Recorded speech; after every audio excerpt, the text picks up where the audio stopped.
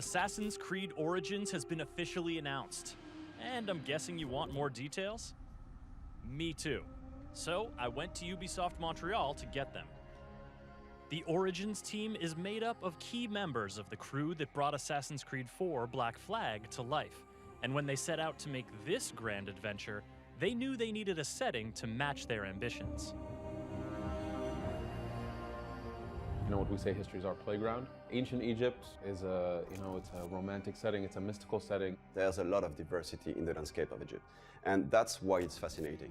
And that's why it was also amazing and super inspiring for the team to recreate. Obviously, the first thing that comes to mind is pyramids. We're going to have that into the game. It's a no-brainer. But ancient Egypt is much more than ancient pyramids. So history is like a puzzle, right? My job and the way the team works is really to find out all these small details with this information. So what are the flowers, the trees that were back in Egypt? What were the animals? We try to respect both the culture, the Egyptian culture, and to putting them into the game, and also having something that's interesting. How I actually saw ancient Egypt, first of all, in my imagination. I mean, you only see sands and sort of, pyramids, and it's really kind of dry. But actually, during that time, it was lush and, it was full of life. We have now the capacity from a technological standpoint to be able to create a massive countryside. It's not a city, it's a whole country with many cities, many villages, many exotic landscapes. This is why we decided to remove the minimap, which is we want you to enjoy and to actually experience the beautiful world we're bringing to you. You will have to play the game, to put some icons in the game, Also the fact that we have a time of day that is systemic.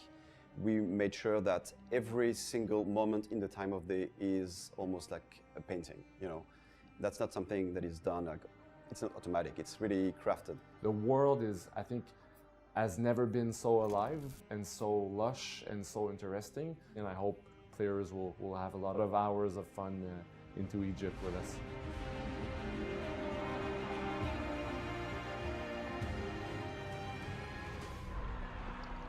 We started by saying we're in Egypt, which meant large landscapes, which meant vehicles like animals, like chariots, camels. All of this, we felt we needed to make sure that all of this worked within the combat system. So naturally, we start talking about range combat, using the bow, using throwable weapons. We allow the fight to be way more responsive, way more dynamic, so that the player can really play the way they want. In previous ACs, when you attack, the hero and the enemy came together, no matter the distance, effectively. This is gone now. Now, all of a sudden, you're spacing in the fight. How many enemies you're fighting, where are they, matters. If you swing in open air, you can. And you could screw yourself over by doing that. In melee combat, we have a lot of different types of weapons. We've got maces, swords, axes, shields. The reach of your weapon matters. The stats of your weapon matter. So you have to really judge your position in the fight, mixed in with the length of your weapon, the speed of your weapon, the positions of the enemies. And in range combat, we have different types of bows. So we have, the most famous one is probably the Predator bow, which is the equivalent of a sniping rifle. We got a bow that has a super high rate of fire. And we have a bow that is the equivalent of a shotgun that shoots 5 arrows at the same time. We have many types of enemies with their own weapon loadout. Their weapon loadout dictates the way they fight. So players will have to learn how does the enemy with the spear and the shield work versus the guy with the huge mace. And reading their behavior in the fight, then asking themselves, what am I comfortable using against these types of enemies in this situation? So it's a much different system than we've had in the past, but it's afforded us really brand new experiences for players that I'm excited for people to try and play and give us feedback on it. Really, you cater your play style to what you like based on how you level up in the skill trees. And that's something we want to also visualize and show on the player. So it's not only something that we play in the stats, but it's also something you will see on the character. We give players many avenues within the crafting system, within the inventory system, within the skills. So a concrete output of this means that you cannot assassinate anybody in the game with one shot. If you dedicate yourself to crafting your hidden blade, to increasing the damage that it can do, you might be able to get there. But you have to dedicate yourself to it. Now going more action RPG, forced us to say, no, you have to deal with the challenges of the game, the levels of the enemies, and you can be that super stealthy assassin, but dedicate yourself to it. Now, because we have levels, we have RPG mechanics, it's afforded us to be able to do epic bosses. So in the main story of the game, but also in the world where we know some players, if they're really comfortable with the challenge of the fight, they can go and push themselves to fight the most ultimate bosses.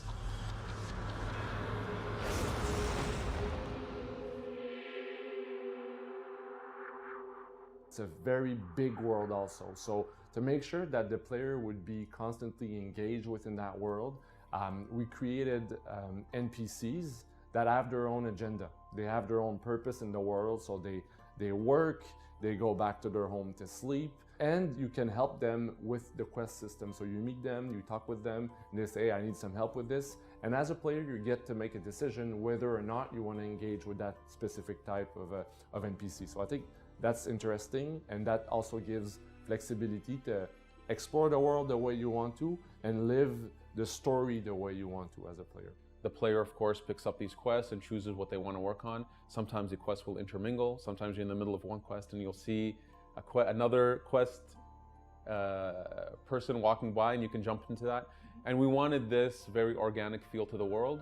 There's a lot of people to meet, a lot of characters, and they have a lot of stories to tell.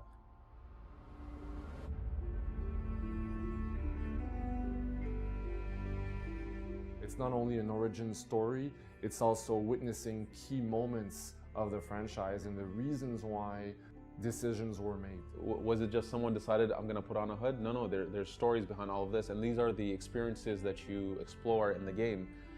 So for sure, Eagle Vision is one more of those elements where, why is it called Eagle Vision and where did it really come from? Bayek has also this connection, this very special connection with the eagle Senu, that he can use, to really scout and plan ahead, So with your eagle, you'll be able to spot, what the challenge is about, seeing the level, the number of enemies. In this exact setting was also the perfect moment and the perfect, actually, world and culture and mythology to see, to witness the birth of the Brotherhood. I mean, it's so much fun, man. It's so great. Like, it's so cool, and it's an honor, But telling an origin story, you get to put some pieces of the puzzles together and explain a little bit more to the player. So that's really cool.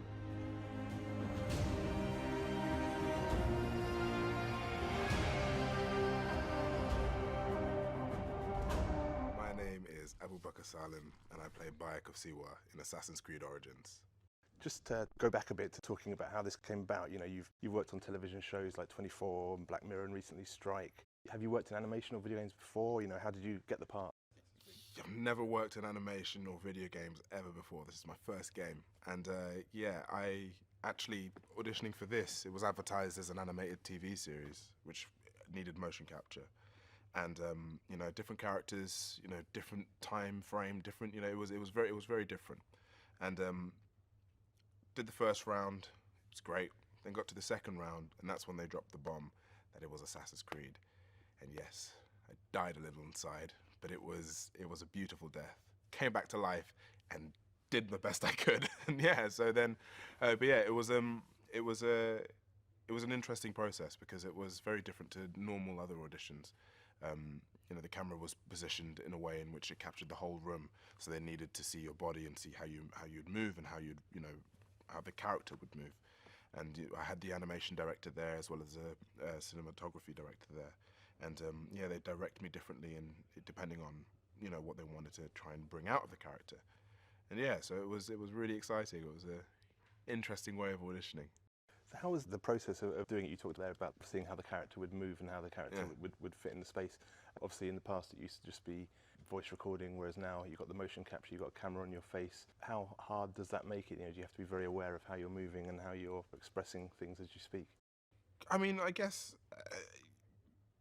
With acting anyway, you kind of have you don't really you're thinking a bit about how you are moving and how you're speaking and different, But at the end of the day, you're still you've got this kind of objective, and you've got to try and you've got to follow that through. So you're not really thinking much about it. What was interesting though was because we had the animation director in the room, certain things like either touching someone or hugging someone. You had to do, in a specific way because otherwise the animators would have difficulty, editing that. You do have to think of, okay, I'm not necessarily going to stab you. I'm going to stab the air. You have to react, and then that's the way kind of the way movement sort of worked in those rooms. It wasn't necessarily as clear as doing small movements. You still had to do big movements so it could be captured. But also you didn't want to do too grand movements, otherwise it would look ridiculous. So, yeah. So how long did the process take? Oh, man, I'm still, it's, ages. I've been working on it for now nearly a year. So, yeah, so it's, because there is so much content, and there's so much to record, and constantly new things are being added into the game. The process never stops. So yeah, so it's now I think I've been working on it for now 10 months. So yeah, back and forth from Montreal doing the motion capture and VO stuff, which has been, I mean, it's been great fun all the time, but it's been a very long process. Very different to film and TV, where it's like after 3 months or 4 months on TV, that's it. Then you do the ADR, then you wait for it to come out. No, I think with this anyway, it's constantly evolving and constantly adapting, which is great. You mentioned earlier that you'd played some of the previous Assassin's Creed games, and obviously people have got their favourite assassins, but they've all kind of gone on quite a journey through the stories, like Altair going from like a reckless character to being sort of more thoughtful, like an old man looking for meaning and answers, and Ezio going from like being sort of like a playboy, to being like this big leader of men. Does Bayek go on a similar journey? I think Bayek's journey is really, it's very internal. I think that's what's so interesting about this game anyway, is that his journey is, it is again the origins of the Brotherhood, but there is a journey, and from what I've done and from what I've read, it's not as big as Ezio. He doesn't make as big of a change as Ezio, or even like Connor. It's a personal journey, and I think that's what's quite exciting about this game, is that they've gone a completely different way of portraying these characters, portraying the world. Ubisoft have taken risks, and beautiful risks, and it's going to be great to see the finished product. So obviously nobody knows how people in 49 BCE spoke in terms of like accents and dialects and stuff. How did you and the team settle on how Bayek should speak? Oh well, we had so that's a good question. It was very much a creative process. So we had a dialect coach in there. We've got we had a historian there. But what was great was, because there was nothing that we could go back to look at, it gave us a lot of room to play and create. So we ended up, we tried, especially with dialect, to try and get Egyptian words in there as much as we could, to kind of keep in with that immersion. When it came to even deciding on accents, we worked a lot with an accent coach, and coming to certain decisions on saying certain things. So for example, Bayek doesn't roll his R's, whereas some Nubians might roll their R's, or even the Greeks would roll their R's. So these sort of rules were kind of set in stone, and then we'd kind of, we would be creating this accent, this world within it as we went on, which was great fun to do, really great fun to do. So yeah. When you were doing the motion capture, were you working with the other actors in the game, like Aya, the woman who plays Aya, and? Yeah, so Aya's played by Alex Wilton-Regan, and she is a force to be reckoned with. Incredible woman. Yeah, so a lot of my scenes took place with her. It also took place with Zora Bishop, who plays Cleopatra. And it was great fun working with them, and working with all the other actors as well on the mocap floor. Because again, there was someone to play off. I mean, normally, I'm sure voiceovers, normally you're in a booth and you record, and the other person's recorded the dialogue before, so you don't really have that connection. Whereas on the actual floor, you've got this, you've got this space to create and play, and it's so much fun, so much fun. I mean, Alex, I was a fan of Alex before, before I even, started playing Assassin's Creed. She's done so many video games, so it was pretty crazy to think, oh my God, she's playing my wife. It's insane, but yeah. It must be pretty tough to do anything romantic scene-wise with the big camera. Oh, it's so much fun. It's so much fun with the camera there doing kissing, and I mean, I don't know how the facial animators are coping with seeing my kissing face. I mean, I'm sure they're having a lot of fun and laughing at me behind my back about it. But no, I mean, yeah, it is quite hard to do intimate scenes, especially with the Velcro as well moving, if you hug someone, you might get stuck to them and you have to kind of pull yourself off. So you've got to be aware of all these different things. But again, it's all part of the joy of making a video game. It's all part of that fun process of being silly. You know, that's what it is. It's just playing. Do you feel that you'd like to continue doing stuff with video games and voice work? Oh man, yeah. I mean, it's such an interesting way of telling a story. It's so, you know, this way of interactively, you know, communicating these journeys that, you know, these people are going through. It's so powerful that I'd love to continue being a part of that, because it's so different to film and TV. You know, you're giving it an hour or so or two, or even sometimes if it's a series, 8, 12 hours to the viewer. Whereas with games, you're giving hundreds of hours, and you're going, and you know, there is these worlds in which they're exploring and creating, you know, that they're viewing and experiencing, and it's so rich. It's such a rich way of storytelling. People are actually playing you rather than watching you. So they're going to watching, get really attached. exactly. Yeah, they are you know, participating in that, you know, in that journey that the character is going through. They're going to connect to certain things, react to certain things, you know, with this character, and it's a beautiful experience. Are you the kind of actor who can't watch stuff that they're in, or are you going to actually play this game? Oh man, as I've said, I'm gonna be out there queuing up, you know, the day before, waiting for that launch and playing that game to death. I'm not gonna lock myself in a room and play it. I cannot wait. I mean, I'm sure I'm gonna cringe at some moments and think, oh, why did I say it that way? But at the same time, I'm so excited for it. Yeah. Assassin's Creed Origins is a very exciting project within the brand, because it's the first time we've gone back so far in history, right back to 50 BC to Ptolemaic Egypt. This is an era where the line of the Ptolemies are coming to an end. Cleopatra is about to come into power and Rome is on the doorstep. So it's a very interesting time with 3 big factions interacting, the Ptolemaics, which are like the ancient Greeks, the local Egyptians, and now the Romans also coming in. So it really is a cauldron of different societies coming together. In Assassin's Creed Origins, the story is centered around Bayek, who is the last Magi. Magi is a sort of like an ancient sheriff. He really believes in doing what is right by the Egyptian people.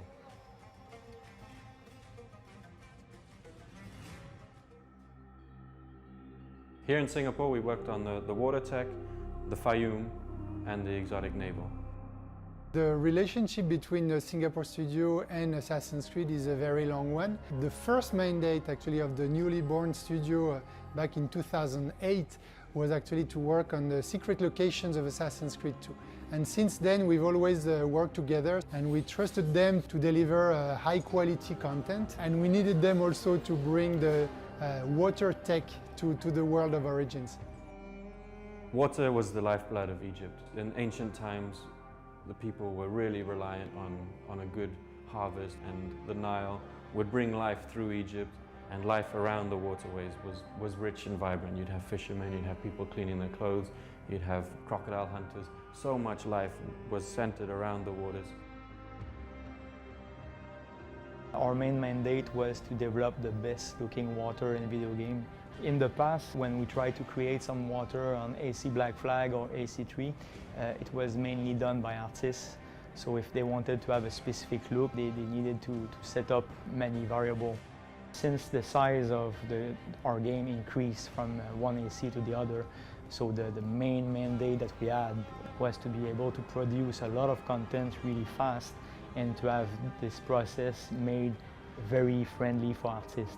We create a lighting model specific for water that replicate what they have in nature, which is the phytoplankton, the sediment, and the yellow matter. You basically control the amount of property in a meter cube, and from those properties, you're gonna have a different water color. WES, or Water Ecosystem Simulation Technology, allow us to create a lively ecosystems with a believable water traffic. With WES, a civilian can wander on his rig boats through the water canals of Memphis before returning home for the night. The players can use playable boats to navigate through the waters, or they can enter the underwater seamlessly to explore and take part in combat while underwater. All these systems and features come together to deliver a memorable water experience for the player. Fayoum is the southernmost of the 5 playable regions in Assassin's Creed Origins, and it has a lush lake and the Nile, and has a lot of agriculture. It was called the breadbasket of Egypt, where a lot of the food was made and brought back to the other bigger cities like Memphis and Alexandria. One of the team's proudest moments was the creation of the many characters that we have in Fayoum. The player gets to understand their hopes and struggles, which gives the player a strong motivation to solve their problems in Fayoum. The narrative theme for the quest in Fayoum is the disputed lands, a land torn apart between Egyptian farmers and Greek nobility.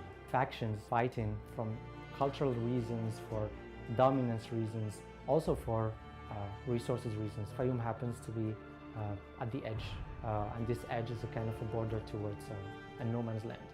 So it was quite an interesting contrast to play with a very lush, rich and resourceful metropolis like Crocodilopolis, and then right away at the corner you are at the desert.